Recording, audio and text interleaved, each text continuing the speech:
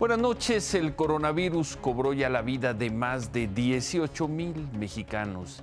Y a ese ritmo de contagios, el número de mexicanos muertos puede alcanzar el carácter de una catástrofe, si no lo es ya. 18,310 muertos y un muy triste paisaje cotidiano. ¿Qué más? Su mamá no me quiere.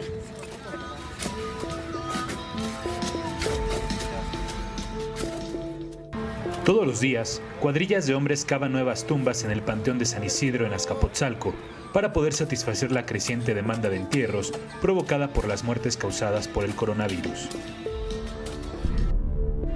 ¿Cuántos decías que entraban al día? Entran entre 25 y 30 personas diarias. ¿Y antes cuánto era lo normal? 15 personas, era normal. 10. Los servicios funerarios apenas se detienen unas cuantas horas. Nosotros teníamos 5 o 6 entierros y cremaciones al día, 5 o 6 servicios. En esta última etapa, digamos, en estos últimos días de COVID, más o menos tenemos unos 30, ¿no? ¿Cuántos? Más o menos 30, ¿no? Okay. Más o menos eso es el cambio en capacidad. No solo las tumbas se cavan a toda velocidad, los entierros también van contrarreloj. Los familiares apenas tienen unos cuantos minutos para despedir a sus difuntos. Y el horno del Panteón de San Isidro también trabaja marchas forzadas, 21 horas del día.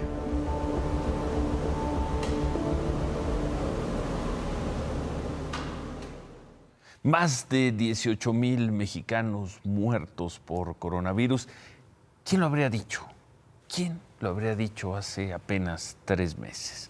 Y además, bueno, aquí hemos referido el subregistro de muertes por COVID. Hay organizaciones que insisten en que el número, la cantidad de personas muertas por el coronavirus es más alta. Hoy Quinto Elemento Lab, el grupo de periodistas de Quinto Elemento Lab, dio a conocer un documento que presenta esto precisamente, un subregistro de muertes en la Ciudad de México.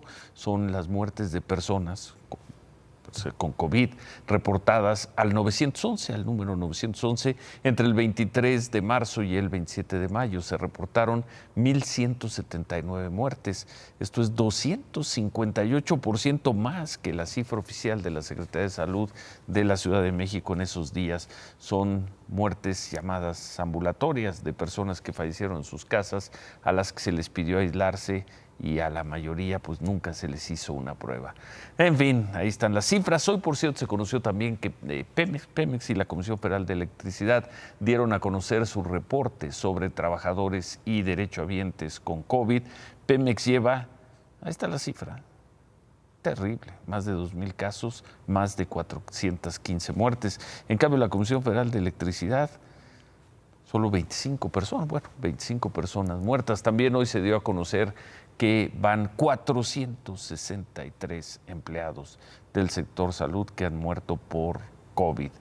Llama mucho la atención Pemex, pues es prácticamente el mismo número de personas muertas en todo el sector salud del gobierno federal como con Pemex.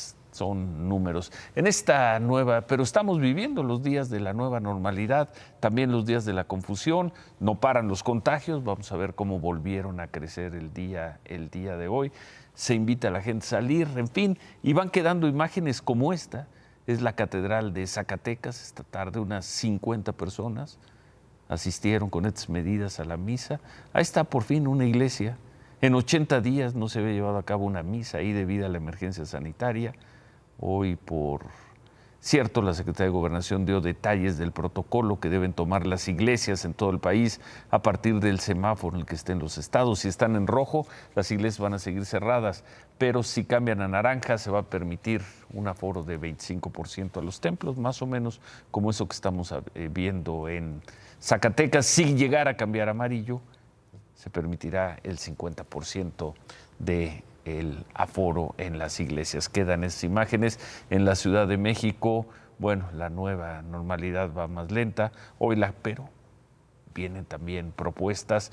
Lo había hecho con el Día de la Madre y el domingo supuestamente va a ser el Día del Padre, pero hoy la jefa de gobierno, Claudia Sheinbaum, pidió que los festejos del Día del Padre se muevan al 16 de agosto, que no sean este domingo. Esto fue un acuerdo al que llegó el gobierno de la ciudad con la Cámara Nacional de la Industria de Restaurantes, que están cerrados. Bueno, más temprano Claudia Sheinbaum pidió a la población evitar salir a festejar a los padres el domingo, pues la Ciudad de México sigue en semáforo rojo. Pues sigue en semáforo rojo, pero no está en semáforo rojo, y el presidente de la República dice que hay que salir a las calles, y se ven imágenes como esta. Vamos a ver estas imágenes de la central de Abasto. Ahí está la central de Abasto hoy. Imágenes de hoy de la central de Abasto.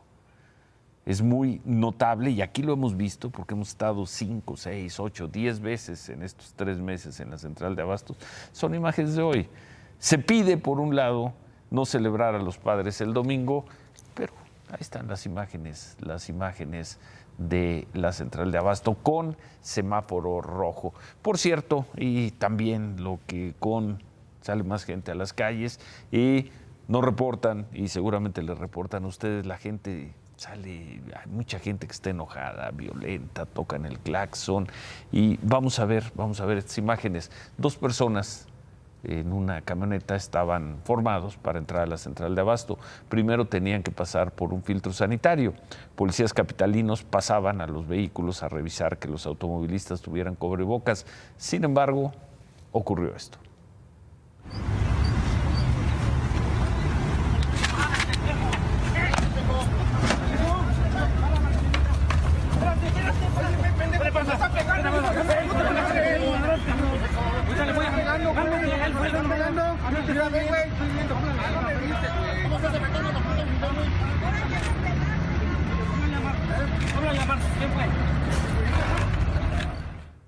Bueno, imágenes de hoy. Se había dicho que no era obligatorio, que no iba a haber autoridad pidiendo que se pusieran los cubrebocas. Se dio este incidente. Le preguntamos a la Secretaría de Seguridad de la capital. Nos informó que esta persona trató de entrar a la central 2 veces y en ninguna quiso usar cubrebocas ni dejarse tomar la temperatura. Después agredió al oficial.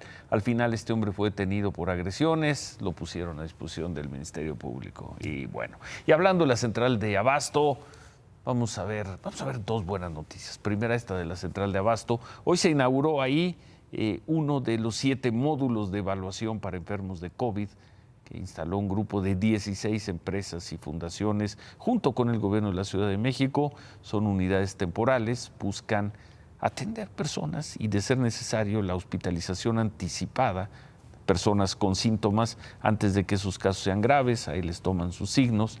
Y bueno, lo más importante es que estos centros están vinculados a la operación de la unidad temporal COVID-19 instalada en el centro Citibanamex, que funciona como un gran hospital. Aparte de este módulo en la central de Abasto, ahí en Iztapalapa, hay otros 6 que están en zonas catalogadas como de alto riesgo de contagios: los hospitales Rubén Leñero, el de Joco, a un lado del Hospital Materno Pediátrico de Xochimilco, a un lado del Instituto Nacional de Cardiología, así como en las colonias Torielo Guerra en Tlalpan y el pueblo de San Francisco Tlaltenco en Tláhuac. Los promotores de este proyecto están buscando ampliar más módulos solo todo lo más que se pueda. Sí hay cosas, repetimos, sí hay cosas que han funcionado en esta crisis de coronavirus, y también en el sector público. Vamos a ver esto, porque pues no todas las atenciones hospitalarias para casos de coronavirus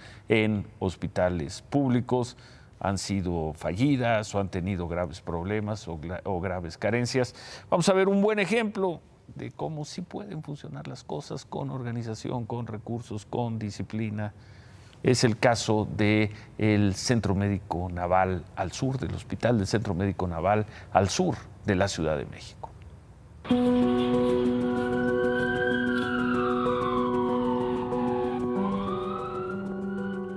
Anoche me sentía bastante mal, yo hasta sentía que no iba a amanecer, pero gracias a Dios ya estamos aquí.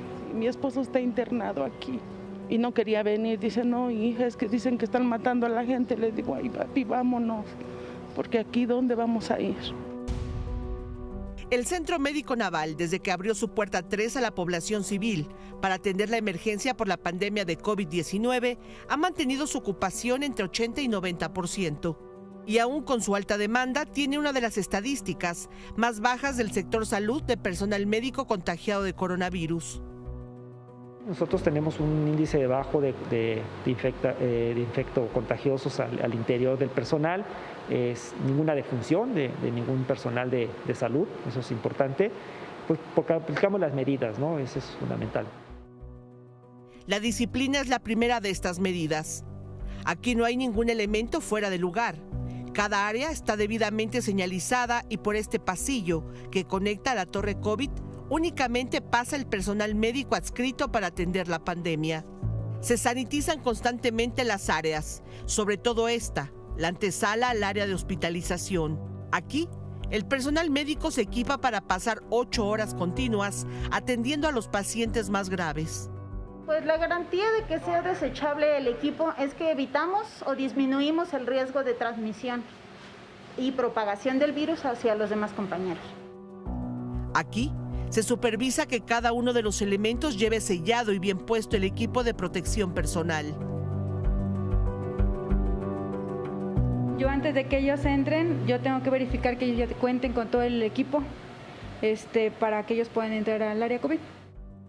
Y a diferencia de otros hospitales, aquí nadie se queja de falta de insumos y equipos de protección personal adecuados. Desde enero, aseguran, se prepararon para este momento. Nos dimos la tarea de poder adquirir equipamiento, ventiladores, equipamiento en insumos, como bien lo mencionaste, cubrebocas, equipo de protección personal, trajes de pandemia, caretas, gogles, guantes, en fin, todo lo necesario que estamos utilizando al día de hoy. Y esto pues es parte de la preparación que hemos tenido. Se comunican a través de radios limitando el contacto de la torre COVID con el exterior. La salida de la torre COVID, señalan, es fundamental. Es por eso que una enfermera supervisa paso a paso cómo se retiran cada capa del equipo.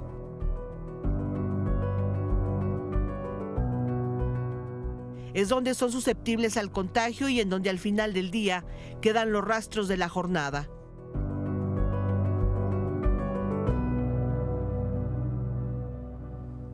Hay sin duda un aprendizaje, esto todo ha tenido que ser sobre la marcha, todo ha sido muy rápido, un aprendizaje constante y acabamos de ver 2 historias de éxito, una de hospitales privados, de centros de salud privados y así está trabajando la Marina también se ha aprendido y se ha aprendido rápido en algunos lugares y bueno, quedan ahí esas imágenes.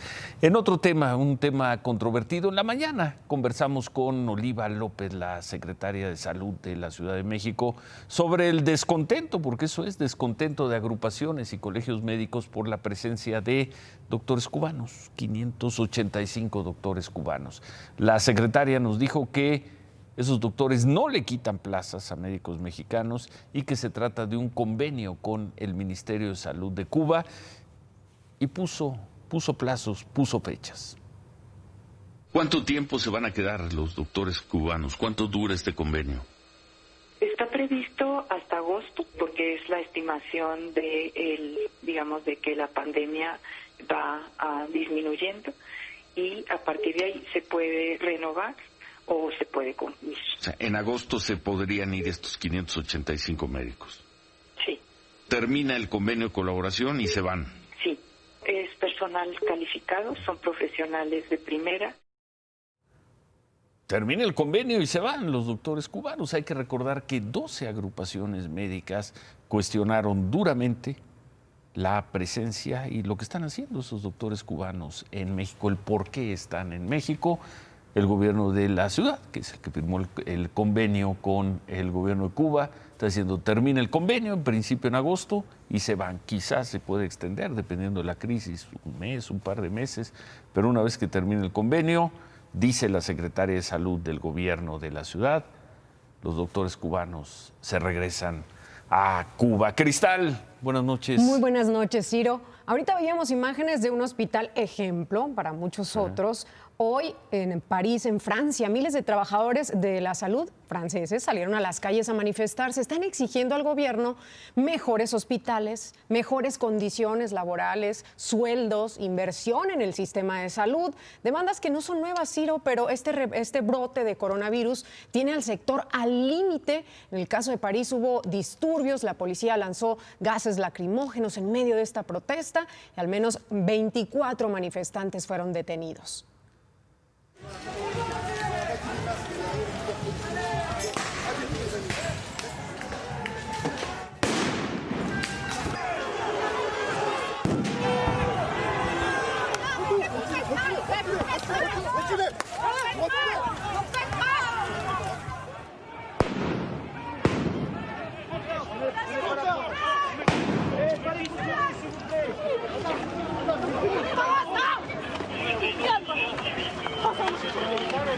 S'il vous plaît. Pas de violence, s'il vous plaît. On va vous la donner, madame, c'est juste à côté, on vous dégage les gars.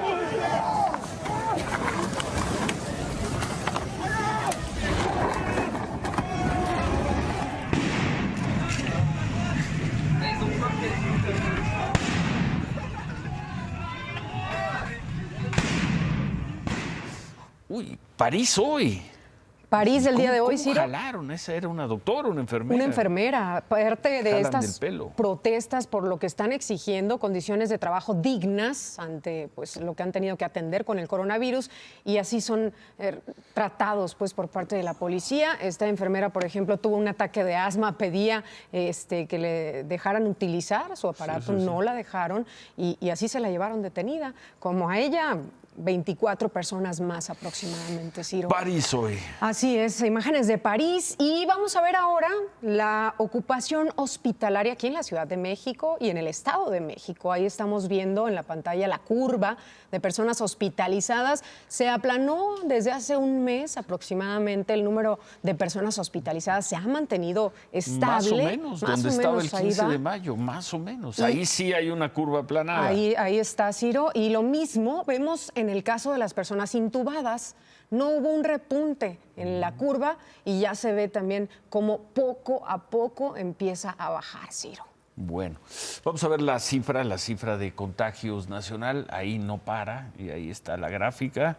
4,599 en las últimas 24 horas. Una vez más, comparemos ahí en el lado centro izquierdo de la pantalla esas 3 barras blancas. Eran los contagios en el ya muy lejano principio de mayo, cuando se dijo que ese iba a ser el punto más alto del contagio. Vean, comparen la altura con la que se tiene hoy, 4,599 contagios, casi 155,000 contagios en las cifras oficiales. En el mundo, pues Brasil sigue unas cifras terribles, acercándose al 1,000,000 de los contagios y camino a los 50,000 muertes. Y en las últimas 24 horas, Brasil con un número también el más alto del mundo en muertos, 1,282. Y México, pensamos que no llegaría ese día y ojalá no llegue, pero ya prácticamente con el mismo número de personas muertas que en Estados Unidos. Ciro, ya hace unos momentos informaron que Pekín ya tiene un rebrote de coronavirus de manera oficial. Se cancelaron más de 1,200 vuelos. Se habla de unas 127 personas que están contagiadas de COVID-19 y la preocupación es que trae un nuevo síntoma: dolor en articulaciones. Es lo que están reportando y bueno, pues así regresan al confinamiento, a trabajar desde casa. Ya no hay escuelas, Ciro, y dan un paso hacia atrás en el caso de Pekín. Y aquí vamos a un estudio que realizó la Universidad de Oxford en Reino Unido. Mostró efectividad en el uso de la dexametasona. Este es un corticosteroide que alivia la inflamación. Es el primer fármaco que se ha demostrado que reduce las muertes por coronavirus. Resultó más efectivo en pacientes graves porque salvó la vida de 1 de cada 8 enfermos intubados. So this is the start of something important. It shows it is possible to reduce the inflammation and the outcome in patients with lung disease in hospital and it's the start of other drugs which might be added on top of it to make an even bigger effect in due course, we hope. Uno de cada 8, Ciro. dicen Sí. ahí, pero bueno, dicen que también es un avance. De ya, los más ya graves, relevante. sí, porque además es lo que dicen los expertos, hay que sumar tal vez otros medicamentos, están en ese proceso de investigación y tal vez la efectividad sea todavía más. Y en otras cosas, Ciro, hoy fue detenido por policías de la Ciudad de México este taxista. El domingo había agredido a una familia en la colonia Buenos Aires, esto es en la alcaldía Cuauhtémoc, luego de un choque. En el video se observa cómo el taxista fue a su cajuela y sacó un objeto con el que golpeó la ventana del conductor, ¿Y el policía qué hace ahí? pues el vidrio no pudo romperlo porque estaba blindado. Pero ¿y el policía ni siquiera hace Nada, algo? absolutamente nada, Ciro. De acuerdo con los primeros reportes, este hombre pues fue atrapado con drogas en su poder. Fue detenido. Las imágenes son de la semana pasada, pero Así lo es. tuvieron hoy. Ya fue detenido. Y anoche presentamos, Ciro, la historia de Fidel, de Gerardo y Ángel Esquivel, estos panaderos, quienes fueron detenidos en Tlalpan el 10 de septiembre en un operativo policíaco lleno de irregularidades. Bueno, la familia de estos hombres dicen que temen que se contagien de COVID, hacen esta petición a las autoridades. Tengo la preocupación de que los pasen a población y sean infectados, puesto que igual falleció el sacerdote Carlos López y pues esa es mi angustia. Pedimos justicia porque ellos son inocentes y llevan 9 meses encerrados sin culpa. Esta noche la familia Esquivel colocó estas mantas ahí afuera de su casa en la fachada, que es el lugar donde los 3 hombres fueron detenidos, ahí en la colonia Dolores Tlali en Tlalpan. En estas mantas se lee justicia para los panaderos, exigimos su libertad y exigimos respuesta de la SSC. Y el juez federal, Uriel Villegas, y su esposa, Verónica Barajas, fueron asesinados en su casa. Esto fue en la colonia Real Vista Hermosa, en la ciudad de Colima. Un grupo de hombres armados ingresaron alrededor de las 11 de la mañana a su domicilio y les dispararon. No mataron a ninguna de las 2 hijas de la pareja de 3 y 7 años, ni a la empleada doméstica que estaba en ese momento en la casa. El asesinato fue confirmado este mediodía por el ministro presidente de la Suprema Corte, Arturo Saldívar. Pero ¿quién era? ¿Quién era este juez? Uriel Villegas. Apenas en febrero había sido asignado a Colima, al Centro de Justicia Penal Federal. Antes estuvo en un juzgado de amparo federal en Puente Grande, en Jalisco.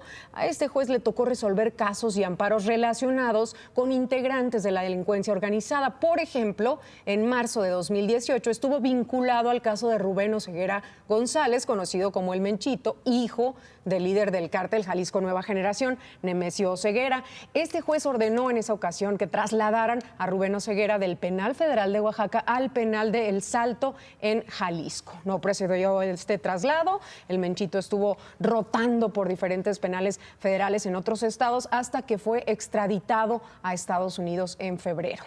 Y hubo muchas manifestaciones de repudio, Ciro, a este asesinato. La más contundente, la del Poder Judicial. El Consejo de la Judicatura y la Suprema Corte de Justicia dijeron que no se detendrá el trabajo de jueces y tribunales con actos intimidatorios como este que ocurrió en Colima. También informaron que van a revisar los protocolos para garantizar la seguridad de jueces federales y de sus familias.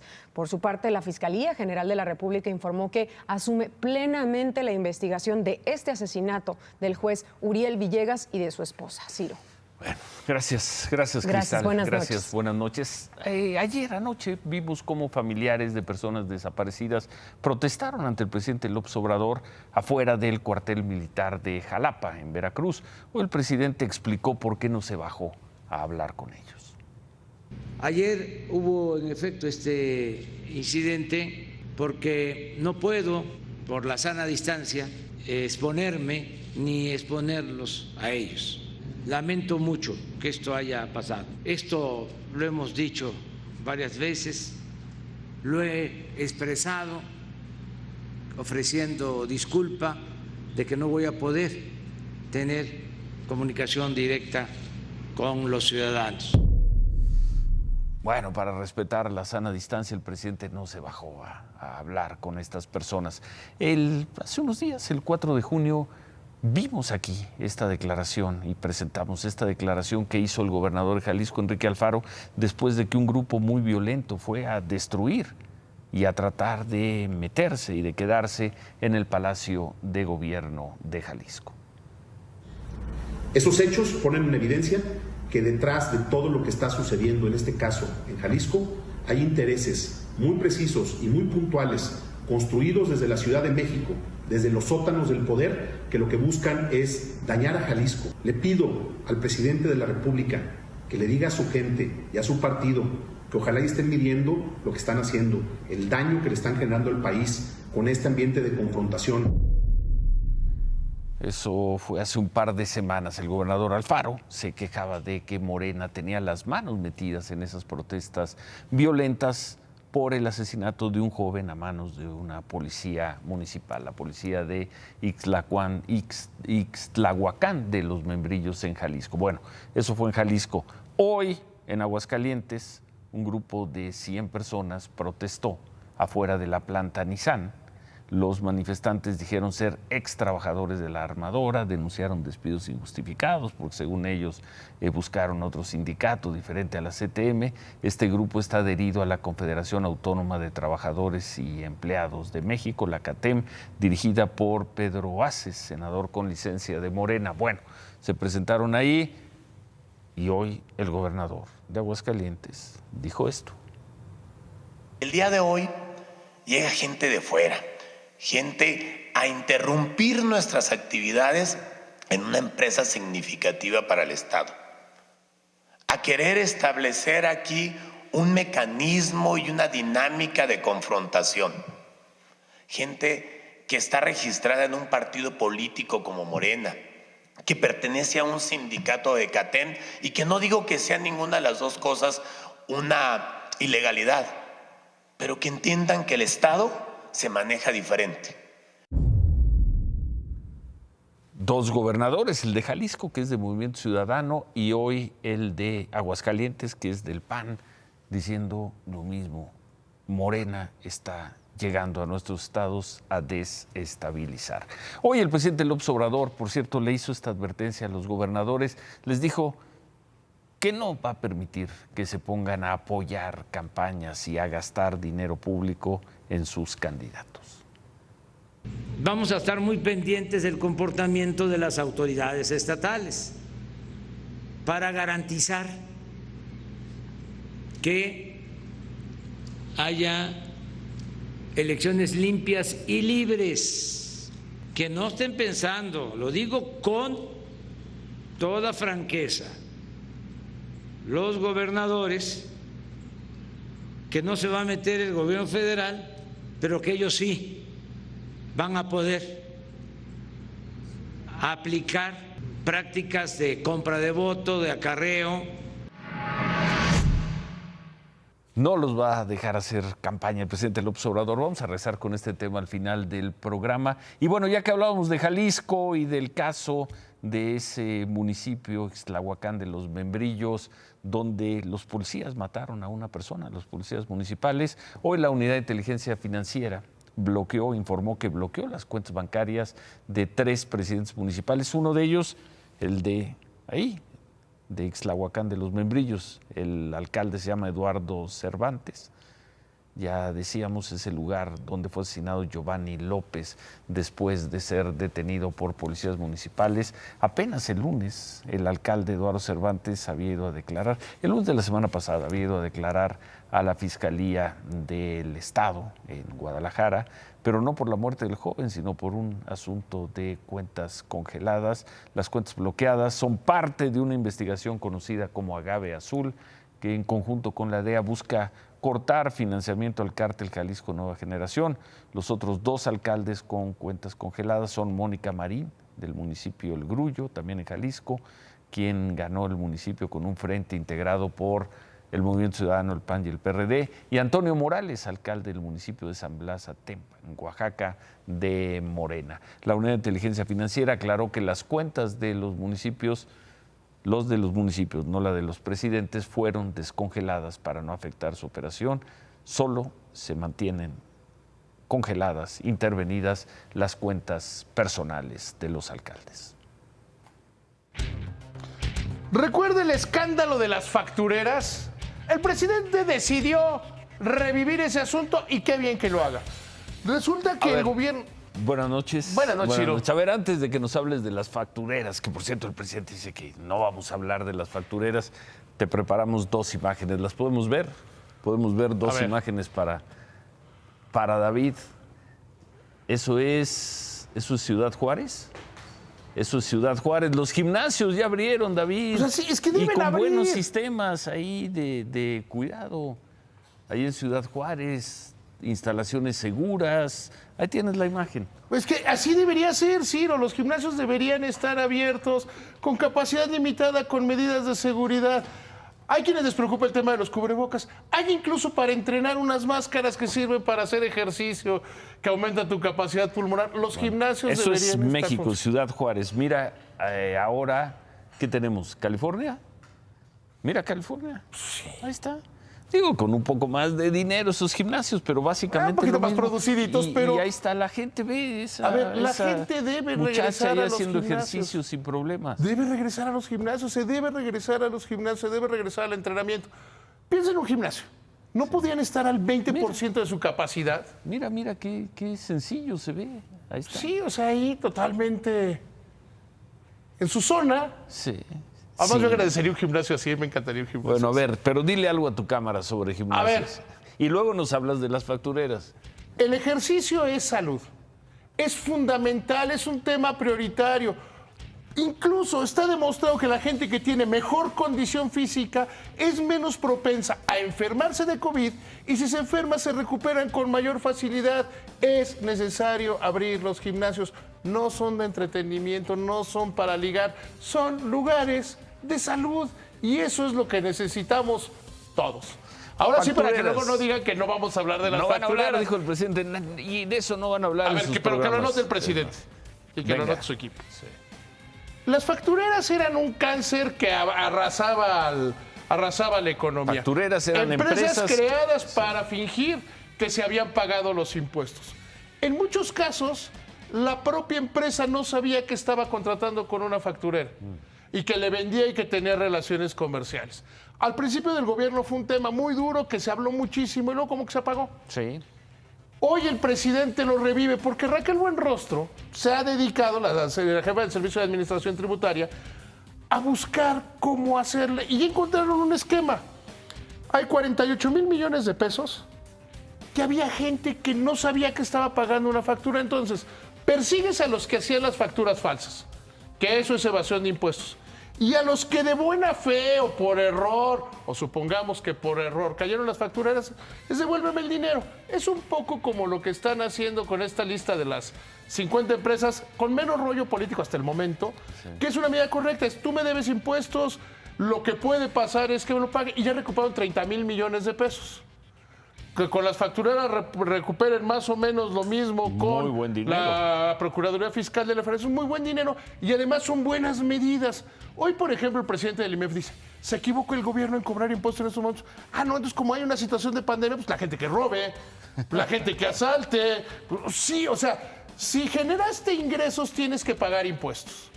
Y si además estos impuestos son según el presidente, hace como 2 sexenios, quedémonos con los más cercanos, porque como de hace 2 sexenios muchos ya prescribieron. Entonces, bien. Es una buena medida. A ver qué anuncia, porque dijo que lo va a anunciar la próxima semana. Yo sé, la información que tenía el padre de la superior era que le iban a anunciar esta. Pero pues no. Pero ya el presidente ya lo pasó a la próxima semana. Comprométete ante tu cámara que si lo anuncian la próxima semana, aquí lo tocaremos y revisaremos. Es un tema fundamental. Las noticias son noticias por sus méritos, no porque le convengan o no le convengan a alguien. Y luchar en contra de la evasión fiscal nos conviene a todos los mexicanos, no es de partido, bueno, no a todos, a los que evadían el fisco no, pero son una minoría. Conviene incluso para las empresas que sí pagan impuestos, conviene. Si tú pagas impuestos, cumples con la ley y compites contra uno que no paga impuestos, entonces, que quede claro, anótenos. Y no porque nos hayan presionado, sino porque las noticias son noticias por sus méritos, no por las ganas del que sea. Antes de que te vayas al gimnasio, remátala, David. Oigan, Es muy importante que se reincorpore a la actividad económica, no solo para ir al gimnasio, porque hoy cada vez más mexicanos están teniendo problemas. 40% más retiros del seguro de desempleo de las Afores y gente que está buscando trabajo donde sea, porque ya se acabó el que tenían. Bueno, Javier. Ciro, amigos, ¿se acuerdan de esta patada del Vasco Aguirre 2009? Se metió a la cancha para patear un jugador de Panamá. Hoy, Vasco, te volviste a portar mal. Regresamos con la imagen de lo que pasó hoy de este equipo, su equipo Leganés contra el Barcelona. Volvemos con eso y regresamos con la BOA a una semana de distancia. ¿Qué ha pasado con la BOA? Volvemos. La BOA. Como se va el tiempo, hace 8 días el presidente López Obrador dio a conocer una conspiración llamada la BOA, BOA por Bloque Opositor Amplio. Una semana después se podrá decir que el documento fundador de la BOA fue una tomadura de pelo, que alguien le tomó el pelo al presidente o el presidente le quiso tomar el pelo a algunos. Pero a juzgar por los hechos, el documento de la BOA despertó el germen de la probable coalición de los partidos opositores para las elecciones del próximo año y como se ven las cosas, esas coaliciones van a ser muy complicadas de lograr. Movimiento Ciudadano ya le dijo al PAN que no tiene muchas ganas de repetir con ellos la fallida experiencia de la coalición del 2018. Y el PRI se ha hecho a un lado, por el momento prefiere no ver, no oír, no decir. Si el verdadero objetivo de inventar la BOA fue complicar desde ahora las posibles coaliciones, pues la jugada le está saliendo bien al presidente y su 4T. Se podrán burlar de la BOA, pero la BOA ha comenzado a marcar los tiempos y las pautas para las cruciales elecciones del próximo año. Y sin coaliciones opositoras, lo más probable es que Morena gane o arrase. Nada mal para un documento espurio, para algo que parecía una tomadura de pelo. Se quedan con ¿Qué importa? Gracias, buenas noches. Vamos a salir adelante. Ánimo.